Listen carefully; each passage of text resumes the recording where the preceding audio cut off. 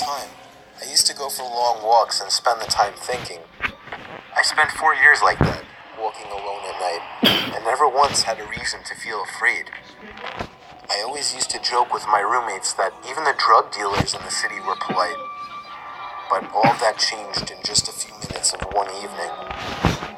It was a Wednesday, somewhere between 1 and 2 in the morning, and I was walking near a police-patrolled park quite a ways from my apartment. It was a quiet night, even for a weeknight, with very little traffic and almost no one on foot. The park, as it was most nights, was completely empty. I went down a short side street in order to loop back down my apartment when I first noticed him. At the far end of the street, on my side, was the silhouette of a man dancing. It was a strange dance, similar to a waltz, but he finished each box with an odd forward stride. I guess you could say he was dance walking, headed straight for me. Deciding he was probably drunk, I stepped as close as I could to the road to give him the majority of the sidewalk to pass me. The closer he got, the more I realized how gracefully he was moving. He was very tall and lanky and wearing an old suit. He danced closer still until I could make out his face. His eyes were open wide and wild, head tilted back slightly, looking off at the sky. His mouth was formed in a painfully wide cartoon of a smile. Between the eyes and the smile, I decided to cross the street before he danced any closer. I took my eyes off of him to cross the empty street. Then stopped dead in my tracks. He had stopped dancing and was standing with one foot in the street, perfectly parallel to me. He was facing me, but still looking skyward, smile still wide on his lips. I was completely and utterly unnerved by this. I started walking again, but kept my eyes on the man. He didn't move. Once I had put about half a block between us, I turned away from him for a moment to watch the sidewalk in front of me. The street and sidewalk ahead of me were completely empty. Still unnerved, I looked back to where he had been standing to find him gone. For the briefest of moments, I felt relieved, until I noticed him. He had crossed the street and was now slightly crouched down.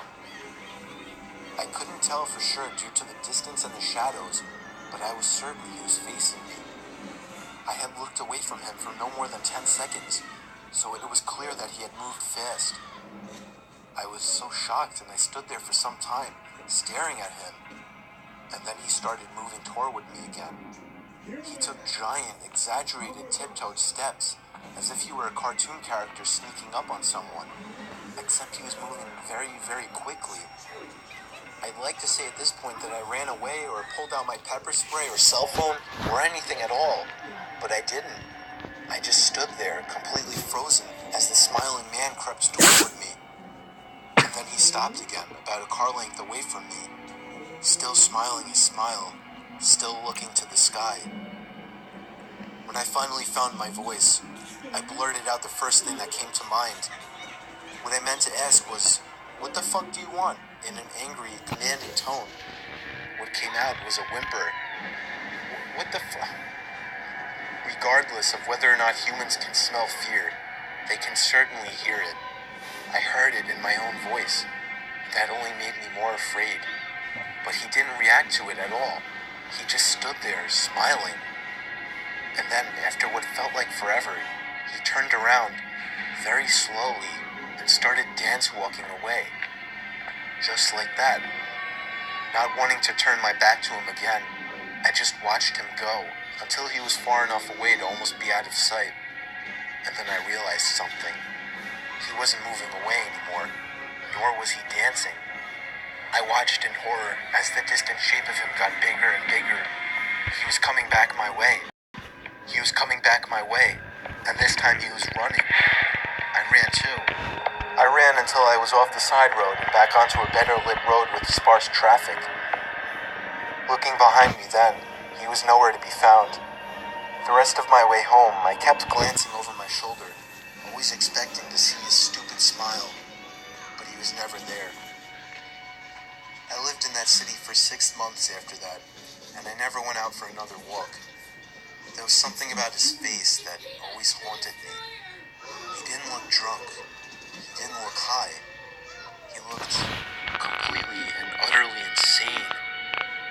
And that's a very, very scary thing to see.